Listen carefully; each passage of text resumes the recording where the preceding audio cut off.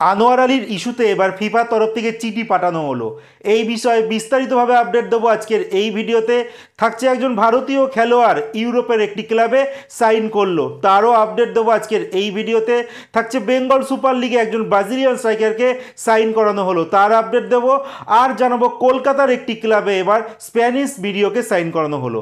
সমস্ত খবর এক এক করে বলবো, তার আগে প্রতিদিনের মতো বলবো খেলার আপডেট খবর পাওয়ার জন্য আমাদের চ্যানেলটিকে সাবস্ক্রাইব করতে একদম ভুলো না। তো চলো শুরু করা যাক আজকের প্রথম খবর। আজকের প্রথম খবরটি শুরু করছি বেঙ্গল সুপার লিগের একটি ফ্র্যাঞ্চাইজি দল, যে দলটির নাম হাওড়া হুগলি ওয়ারিয়ার। তারা কিন্তু প্রথম বিদেশি খেলোয়াড়কে সাইন করে নিয়েছে। আর এই বেঙ্গল সুপার লিগের প্রথম বিদেশি খেলোয়াড়কে এই ফ্র্যাঞ্চাইজি কিন্তু সাইন করালো, যেই খেলোয়াড়টি কিন্তু লাস্ট সিজন রিয়াল কাশ্মীরের আই লিগের দলে ছিল। যেই খেলোয়াড়টির নাম পাউলো সিজার স্যান্তোস। 31 বছর বয়সী এই ব্রাজিলিয়ান স্ট্রাইকার, তাকে কিন্তু সাইন করে নিয়েছে হাওড়া হুগলি ওয়ারিয়ার। এর পরের যে আপডেটটি দেবো, কলকাতার একটি ক্লাব ডায়মন্ড হারবার এফসি, তারা একজন স্প্যানিশ মিডিওকে কিন্তু সাইন করেছে, যে খেলোয়াড়টির নাম অ্যান্টোনিও মোয়ানো। এই খেলোয়াড়টি একজন স্পেনের একজন খেলোয়াড়, বর্তমানে তার 25 বছর বয়সটা কিন্তু অনেকটাই কম। এবার দেখা যাক, এই মুহূর্তে কিন্তু আই লিগ অনিশ্চয়তার মধ্যে রয়েছে, যেমন আইএসএল অনিশ্চয়তার মধ্যে রয়েছে, আই লিগেরও সেম অবস্থা রয়েছে। তারপরও কিন্তু ডায়মন্ড হারবার এফসি তারা চুপ নেই, তারা কিন্তু তাদের দলটাকে বিল্ড আপ করেই চলেছে। তো দেখা যাক যদি আই লিগ খেলা হয় এই বছর, সেখানে কেমন পারফরমেন্স করে এই নতুন স্প্যানিশ মিডিও অ্যান্টোনিও মোয়ানো। এর পরের যে খবরটি দেবো, একজন ভারতীয় খেলোয়াড় যার নাম আবিষেক কেভাদিয়া, 20 বছর বয়সী এই মিডফিল্ডার ইউরোপের একটি দেশ, যেই দেশটির নাম অস্ট্রিয়া, সেই দেশের 4th ডিভিশনের একটি ক্লাব, যেই ক্লাবটির নাম এসবি ওয়াব। তো এই ক্লাবে কিন্তু সাইন করে নিয়েছে। আর ইতিমধ্যেই এই ক্লাবের হয়ে কিন্তু তিনি 15খানা মতো ম্যাচও খেলেছে। তো যথেষ্ট পারফরমেন্স করছে এই অস্ট্রিয়ার 4th ডিভিশন ক্লাবের হয়ে। তো অনেক ভারতীয় খেলোয়াড় ইতিমধ্যেই কিন্তু বিদেশের ক্লাবগুলোতে খেলতে যাচ্ছে, বাট সেই খেলোয়াড়গুলো কিন্তু প্রচারে আসছে না।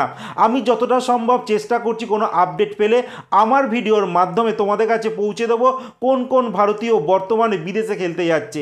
তো যাই হোক, অস্ট্রিয়ার 4th ডিভিশন খুব একটা কিন্তু খারাপ নয়, সেখানকার ক্লাবে খেলছে মানে একটা ভালোই কিন্তু খেলছে। দেখা যাক ভবিষ্যতে এই সমস্ত খেলোয়াড়গুলো জাতীয় দলে আসে কিনা। এরপরে যে শেষ যে খবরটি বলবো, ইস্ট বেঙ্গলের ডিফেন্ডার, যে খেলোয়াড়টির নাম আনোয়ার আলী, ভারতীয় দলের একজন নির্ভরযোগ্য একজন ডিফেন্ডার।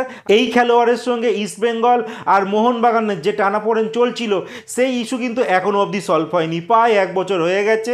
বাট এই মুহূর্তে কিন্তু মোহনবাগানের তরফ থেকে কয়েকদিন আগে ফিফাতে কিন্তু একটা মেল পাঠায়, যেখানে এই ব্যাপারটা বলা হয় যে এআইএফএফ কিন্তু এই ইস্যুটা কোনো সলভ করছে না।